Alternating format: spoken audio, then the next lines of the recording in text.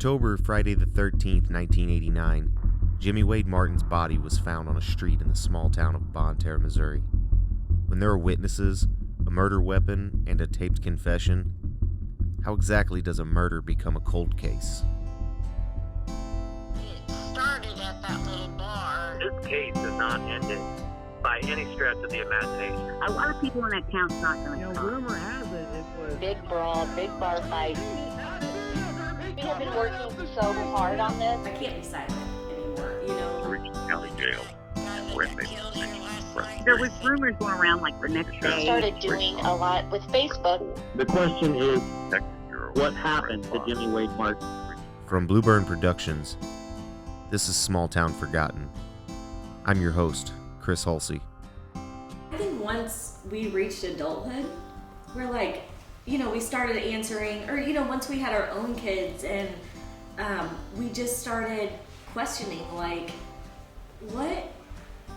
We would ask my mom, like, why are we here where we're at? Because it seems so, there was no justice ever. And my mom, like, really couldn't. She said, the only thing I can tell you is they told me whenever they dropped the charges of the person that they had thought did it, they said that they were gonna let the state take it over. And she said, I was 29 years old. I had twin girls that just lost their dad. I didn't know any better, and I believed them. I want to thank everybody for listening. This is the first episode of a real-time investigative podcast. I'm not an investigator. I'm a father and a husband and a small business owner. But I wanted to do this to try podcasting to help people who don't have help or who don't have a voice loud enough to get help. This case is personal to me, but I think it says a lot about all cold cases that happen in small towns. People are afraid to talk. Even in the early stages of research for this podcast, I've learned that people are scared. And this murder happened over 30 years ago. A young father was murdered, and there's still been no conviction. But someone in this small town knows something. Before we get into the case file, I need to tell you about Bonne Terre, Missouri.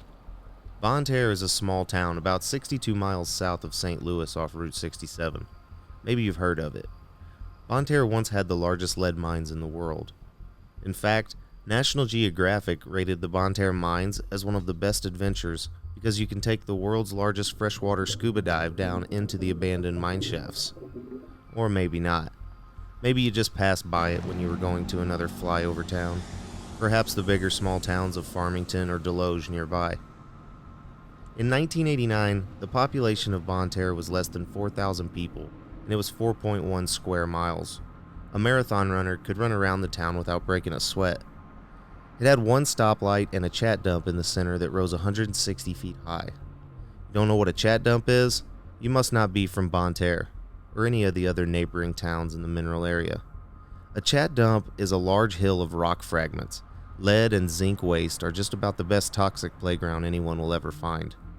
You can always orient yourself by where the chat dump is in relation to you. It was a beacon for the town, like a water tower. There's not a child alive in Bonne Terre who hasn't played on the chat dump.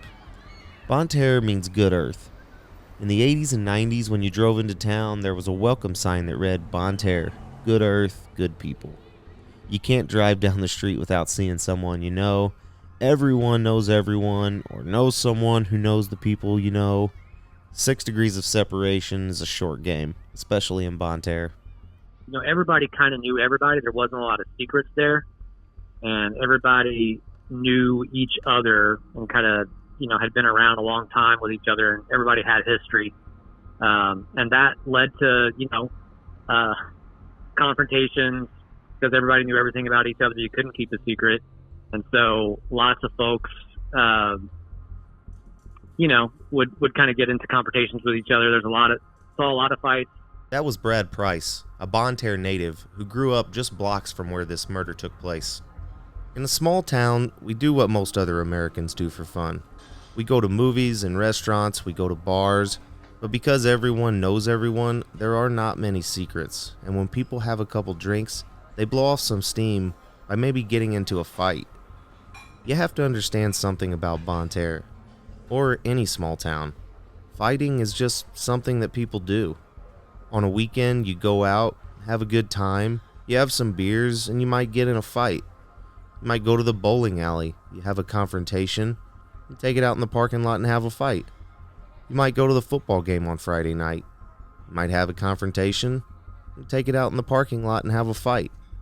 But there is a big difference between a fight and a murder. It usually ended up at the same bar. Pretty relaxed, but every now and then they would get rowdy. And usually it was always the same crowds, that went in there. The little locals. Never seen many out-of-town people come there. Yeah. Everybody knew everybody. Everybody knew everybody by their name in that bar. At night, they just got into. I don't even know what the fight was about. That was Peggy, a local woman who recently reached out to me with information about what happened that night. Fighting in that time, growing up, it was all about a fair fist fight, if you will. It was not super violent. You didn't hear about people getting killed. Nothing like that around Bonne Terre, for sure. Was pretty quiet, and the fights were mostly just young men taking out aggression at the bar one night, or even at the softball fields or the church parking lot sometimes. It was just that kind of small town. And Jimmy Wade was no exception to this rule. He was reported to have been involved in a fight outside a bar in Bonne Terre. As I said, it's not uncommon for Jimmy or anyone else. What is uncommon, unheard of in fact, is someone being killed. Hey Small Town Forgotten listeners, this is Todd Holsey. If you like the music you're hearing on Small Town Forgotten, check me out on Facebook at Todd Holsey Music. Give my page a like to get updates on what I'm doing. The Small Town Forgotten podcast is brought to you by Nuke's Hot Sauce. Nuke's Hot Sauce, an all-natural hot sauce company based out of Portland, Oregon. Spice up your meals with any of our 4 hot sauce flavors, ranging from mild, medium, to ultra-hot. Nuke's has got you covered.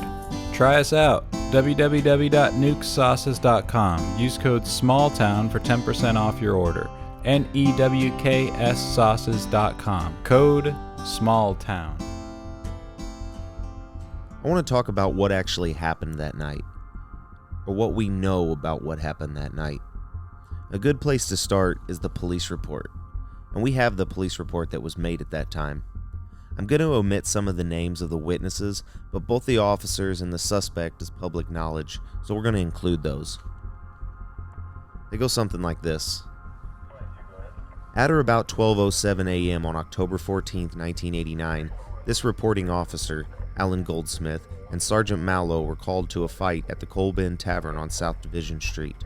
Trooper Sturdivant assisted. Persons in the bar stated that the fight was over and that the persons had left the area. At or about 12:16 a.m., these officers were called to a person lying on a sidewalk that appeared to be injured. Upon arrival, this officer exited the patrol vehicle and observed a white male lying in a profuse amount of blood. The man had several deep lacerations to the head. Sergeant Mallow then called the fire department, rescue, and ambulance. The scene was secured, witnesses were interviewed, and Trooper Sturdivant stood by for photography equipment to arrive. This reporting officer and Trooper Sturdivant located a landscape timber approximately 4 feet in length. The timber was approximately 43 feet from the body of Jimmy Martin. Near one end of the timber was a red substance that appeared to be blood. Also, stuck between the wood grains was dark-colored hair. Jimmy Wade Martin was treated by the Bonne Terre Fire Department and taken by ambulance to the Mineral Area Regional Medical Center where he died of his injuries.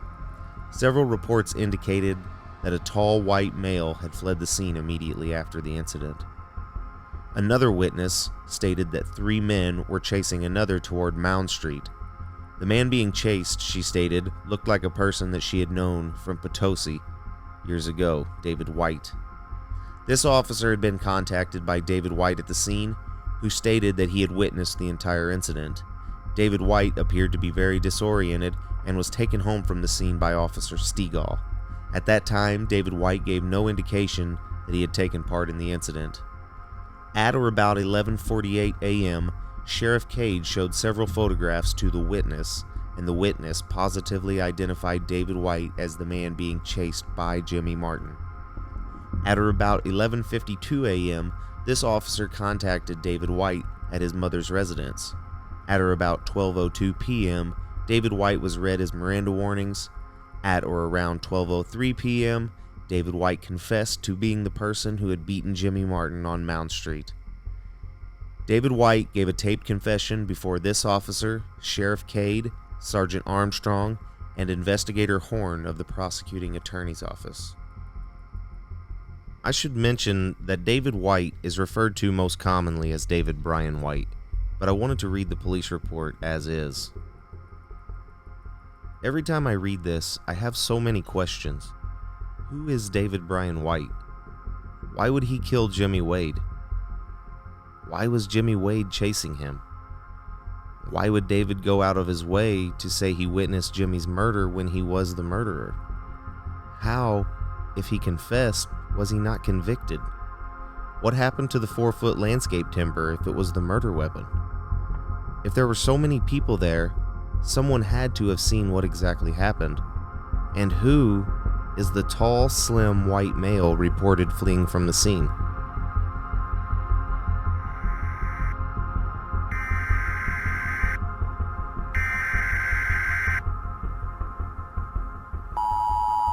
Attention listeners, this is not a test. America After Midnight is an anthology podcast series of uncompromising audio dramas using horror and the uncanny to explore the darkest corners of the American psyche.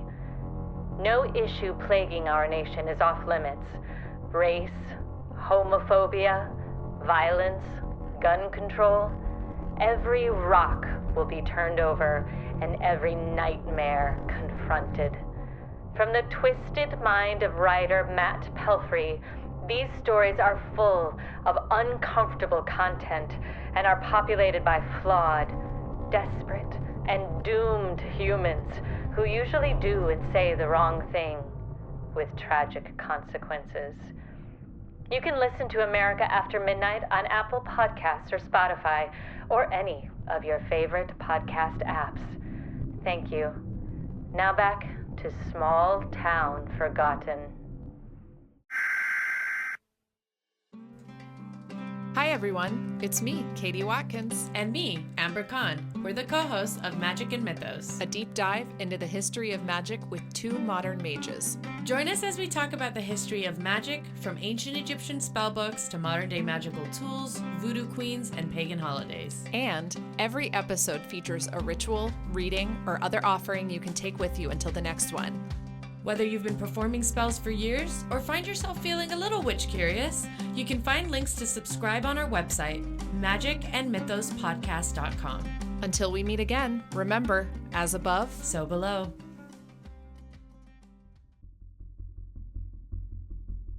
This is probably a good time to tell you why we picked this cold case.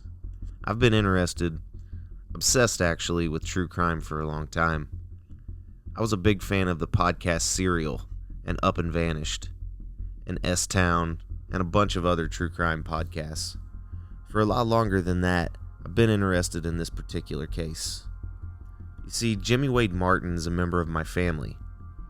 Bonne Terre residents Frank and Cleta Martin gave birth to 6 kids, and those kids gave birth to 14 kids, and so on. Well, I'm a part of the so on. But one of those 14 kids was Jimmy Wade Martin, and another one of those 14 kids was the producer and director of this podcast, Sean Lee Martin. So, with social media, Chris, we are connected to family members, we're connected to each other. And that's kind of like how I've been connected to Bonne Terre, and a lot of my family is through social media. So, all these years I've been kind of following what Andrea and Angela have been up to with their dad's case. And I've been very impressed with what they're putting out into the world. They're actively going after justice for their dad. And I was kind of just observing this on social media. And then in 2015, I reached out to them and said, hey, I would love to help support what you're doing. And we had great conversations, and they shared a lot of the work that they'd been doing at the time. So during these years, the past 5 years, I have been kind of looking at the material and trying to put together a project. And, until you and I started talking over the summer about, your podcast idea. Yeah, so I'd already been ordering stuff for the podcast that I had already had planned. And then once I think you listened to Up and Vanished, and you basically sent me a message that said, have I ever told you about the Jimmy Wade Martin case? And that was it. I was like, I'm all ears. You sent me some documents, and I think we talked for an hour that night. You were like, I would love to help, and I would love to be a part of this project. And your, excitement about helping bring justice to the family and your connection to it, being a part of the family, knowing this affected, you two, and knowing that, if we work together, that we could help them bring justice to this case. I can remember my mom saying how much it affected the family, and I was so young at the time. I don't remember it specifically. I was only 4 or 5 years old. But what was that like for you being a teenager at the time when that happened? The family being just crushed. The only access we had to information on this case was what the Daily Journal was putting out. They were writing up, about this investigation, and our family was just fed that information as to, well, there was an arrest made, and, well, there's a murder weapon, and there's this, and there's that. 3 days before the trial, it's thrown out. Why? We didn't know. No one knew. And here we are 31 years later, and, like you said, I think there's now generations of people that have grown up in Bonne Terre that have heard this story. Because I can specifically remember being early teenager and my mom showing me, saying, hey, my cousin was murdered right here. This is where our cousin Jimmy was murdered. And I can remember thinking, I didn't even know people got murdered in Bonne Terre at that time. I can remember telling people about that all through high school. Be like, oh yeah, my mom's cousin was murdered and nobody ever solved it. It happened in Bonne Terre. And what's so weird is the older I got, when I would tell that story, people I knew would know about it. They were there, and that just kept blowing me away. So when you brought up doing this as a project, as a documentary and podcast specifically, I was all in. There was no question. I have now connected with people that I have not talked to since I was, 5 years old, that are telling me stories, that are telling me things that have happened. So it is interesting how Facebook, social media has amplified Jimmy Wade's story. It's amplified Bonne Terre, and people are talking, and people are talking more now than ever. And I think that was the goal with all of this, was to get people talking. When I read through the information that we have on the case, all the names come up. I know somebody's nephew. I know somebody's son. I know somebody. Yeah, I mean, the connection in Bonne Terre, in 1989, there was like less than 4,000 people that lived in the town. So we all knew each other. The people that were at the bar, they all knew each other. Bonne Terre is a small town. That was also why it was so charming growing up there, because you knew everybody.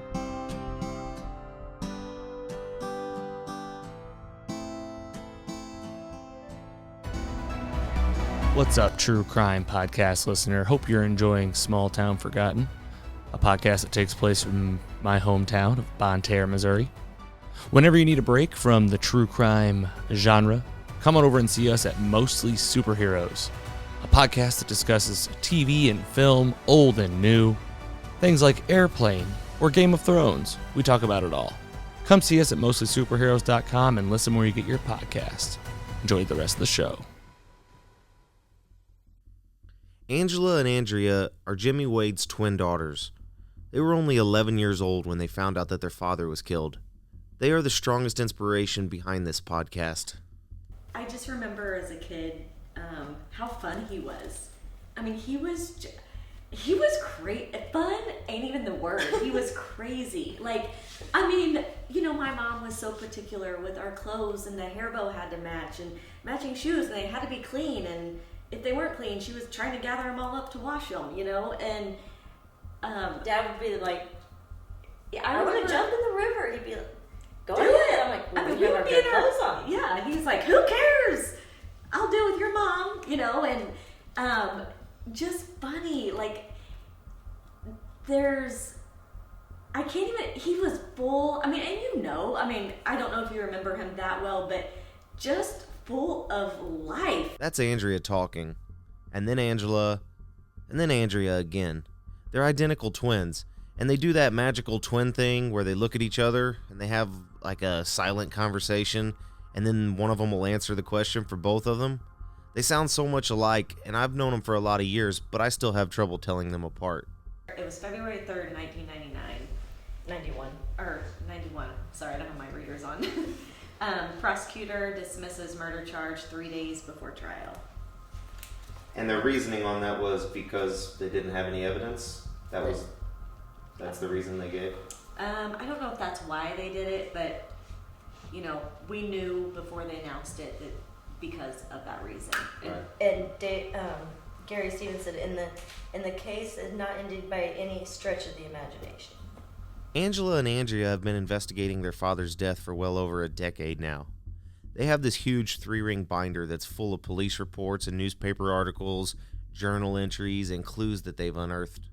We like to call it the Jimmy Bible, and it's big. A few weeks ago, they took a little time and went through it with me to show me what they'd gathered. 2007. This was the article that went out. Twins want answers and father's death. So this was when you guys first really started digging deep. Yep. And what's this? Murder witnesses to be re-interviewed. That was September, which never happened.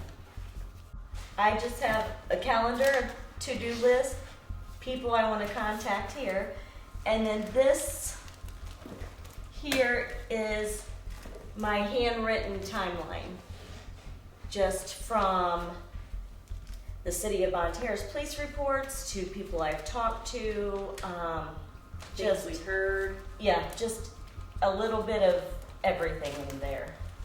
I feel like I tell her what to do. She does. I'm like, always has. I'm like, could you just call, in the next couple weeks, just make this phone call for me. And then I'll, try to get as many calls in as I can. And I can't wait to talk to her whenever she gets off work. I'm like, you'll never believe what all I did today. And it's like, I feel like it's such an accomplishment when I do that. The girls are really nice. They're super friendly, but they're also super focused, and they're really motivated. They love their dad. They miss their dad. They miss the times they had with him, but more than that, they miss the times that they didn't get to have with him. And even more than that, they miss the times that their kids don't get to have with him. It just really, really hits you, how young he really was. Mm-hmm. And, and the thing of it too is my dad always wanted a boy. Well, obviously he didn't get that.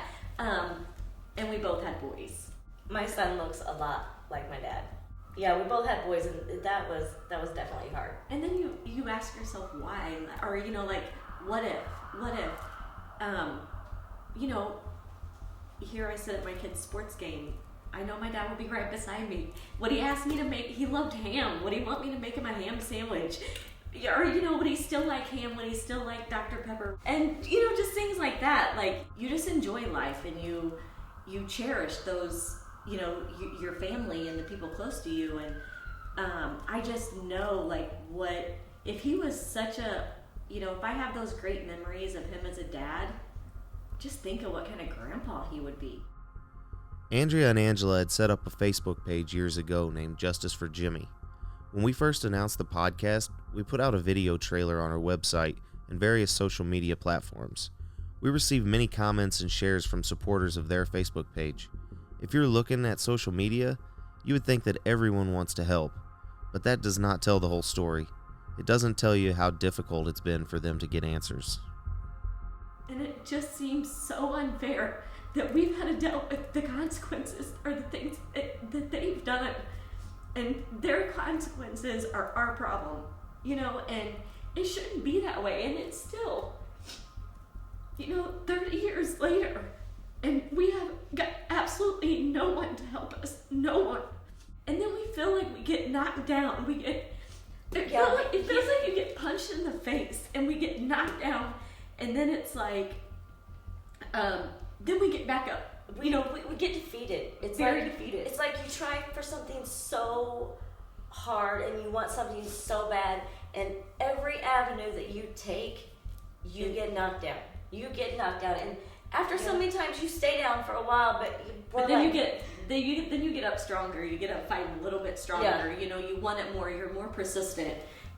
This is not just my story, or the twins' story. This is a small town story, and I can't help but think we aren't the only small town to tell it. The girls understand, and we understand, that finding a conclusion to this case won't bring their father back, but it could bring justice, and justice could bring peace for them and the family. I want to help them get justice, don't you? Next time on Small Town Forgotten, what happened to David Bryan White and the coroner report. That was the biggest thing for me. My whole life, since I was 11, I'm like, at least he didn't suffer. At least he didn't suffer. That was a lie, because he suffered a lot more than I ever knew, and that hurt. That was deep. Small Town Forgotten is presented by Blueburn Productions, writer and executive producer Vanessa Martin, creative and executive producer Ashton Holsey, director and executive producer Sean Lee Martin, and myself, produced in association with Vagrant Media Productions. Brett Wiley, Jake Delalloy, Caleb Cook. Podcast distribution and digital strategy by Logan Janis with Kerrigan Ventures. Original music written and performed by Todd Holsey. For more information, please visit smalltownforgotten.com. Please like, follow, subscribe on Facebook, Instagram, Twitter, and YouTube. Special thanks to the twins, Andrea and Angela, for their inspiring perseverance. I'm your host, Chris Holsey. Thanks for listening to Small Town Forgotten.